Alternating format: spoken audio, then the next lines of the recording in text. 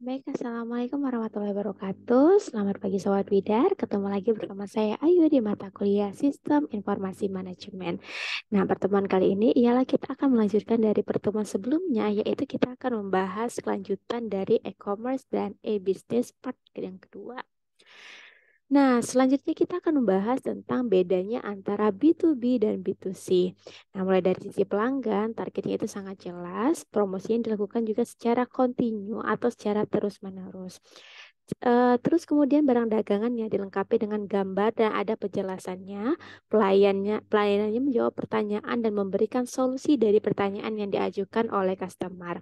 Proses transaksinya, mekanisme pembayaran tidak berbelit-belit dan pengiriman produk itu digunakan dengan metode yang tercepat. Analisis pemasarannya yaitu transaksi dicatat, kemudian dianalisis dan penampilan situs webnya menarik dan tidak membingungkan. Hal yang harus diperhatikan pada B2C adalah pelanggannya itu harus mempunyai target yang jelas. Kemudian promosi dilakukan dengan secara kontinu dan terus-menerus. Barang dagangannya dilengkapi gambar dan penjelasan. Kemudian jika memberikan pertanyaan harus menjawab dengan memberikan solusi. Proses transaksinya, mekanisme pembayaran tidak berbelit-belit. Kemudian pengiriman produknya itu digunakan dengan jasa yang tercepat. Analisis pemasaran, transaksi dicatat dan dianalisis kemudian situs webnya itu juga harus lebih menarik.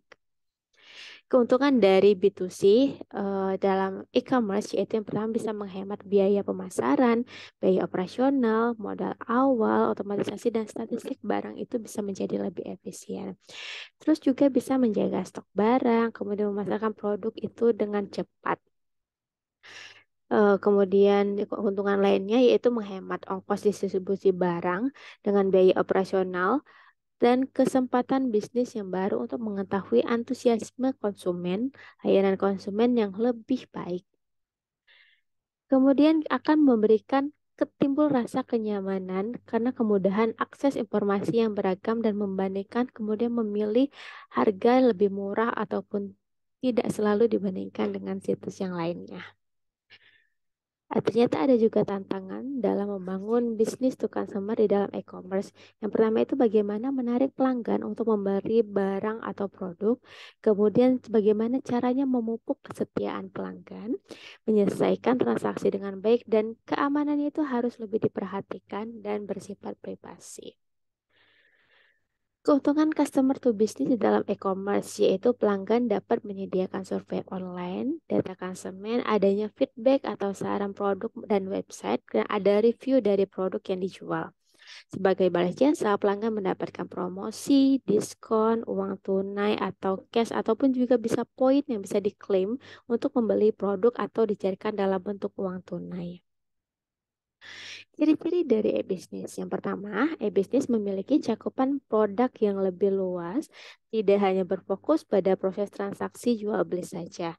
Nah, e-bisnis biasanya memiliki sebuah kantor pusat ataupun kantor perwakilan untuk memanage seluruh bisnis elektronik yang sedang dikembangkan.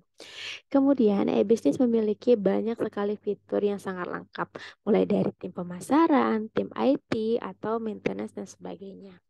Dan e-bisnis juga dapat dilihat atau dipandang sebagai keseluruhan bagian dari sebuah situs yang menawarkan fasilitas e-commerce. Perbedaan antara e-bisnis dan e-commerce. Nah, pada dasarnya e-commerce dan juga e-bisnis bisa kita bedakan dengan sangat mudah. Hampir semua e-commerce adalah bagian dari e-bisnis. Jadi, tidak salah apabila kita menyebutkan banyak toko-toko online sebagai bentuk dari e-commerce ataupun e-bisnis. Namun demikian, tetap saja ada sebuah perbedaan antara kedua layanan yang berbeda dalam jaringan internet itu.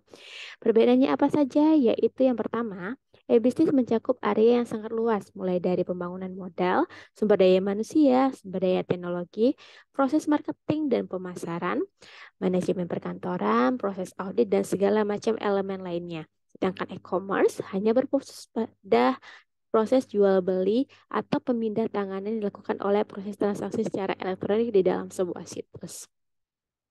Lalu yang kedua, e-commerce merupakan bagian kecil dari sebuah e-bisnis. Ibaratnya apabila kita ibaratkan sebagai tubuh manusia, e-bisnis adalah seluruh tubuh manusia, sedangkan e-commerce hanyalah bagian tangan kiri atau tangan kanan manusia saja.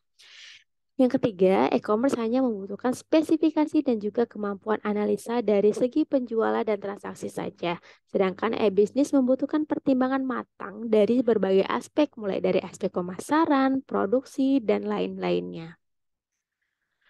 Manfaat dari e-bisnis yang pertama bisa memperpendek jarak, memperluas pasar, memperluas jaringan mitra kerja. Biayanya lebih terkendali dan efisien, ada cash flow-nya lebih terjamin.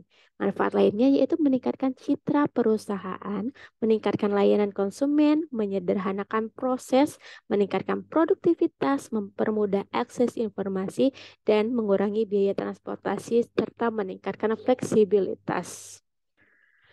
Keunggulan dari e-bisnis yang pertama, efisiensi bisa pengurangan tenaga kerja. Yang kedua, tanpanya ada boundary atau tidak terbatas. Kemudian 24 jam bisa online, interaktif, dan ada hyperlink untuk saling berhubungan. Ada juga tantangan pembangunan sistem informasi e-bisnis. Yang pertama ada tantangan strategi bisnis, tantangan globalisasi, tantangan arsitektur informasi, tantangan investasi, tantangan kemampuan respon dan kontrol, dan tantangan operasional. Visi dan prospek membangun e-bisnis. Nah, visi dalam e-bisnis ini memberikan arah dari proses bisnis. Sistem e-bisnis bukan hanya mengkomputerisasi sistem informasi bisnis yang dihubungkan ke internet. Nah, visi e-bisnis itu dapat meliputi adanya keinginan yang kuat untuk konsisten untuk membangun hubungan langsung dengan konsumen. Yang kedua, pembangunan jaringan komunitas seperti adanya Klik BCA yang membangun jaringan dengan Telkomsel untuk penjualan pulsa. Ada perluasan pasar dan masuk era persaingan global. Nah, ada juga beberapa faktor yang menyebabkan terjadinya kegagalan dalam membangun sebuah e-bisnis. Yang pertama, pandangan bahwa e-bisnis adalah yang paling penting sehingga lupa akan komitmen dan konsistensi terhadap materi informasi produk dan lainnya. Lalu yang kedua, antarmuka yang kurang interaktif, kurang komunikatif, dan tidak user-friendly. Dan perubahan cara pandang pola bisnis, serta sistem dari tradisional menjadi modern dan global memerlukan waktu untuk beradaptasi. Nah, bagaimana Sobat Bidar? Apakah sudah paham dan mengerti tentang apa sih konsep dari e-commerce di e-business? Jangan lupa kalau ada pertanyaan, chat di kolom komentar atau juga bisa mereply forum yang ada di alert nih. Sampai bertemu di pertemuan berikutnya.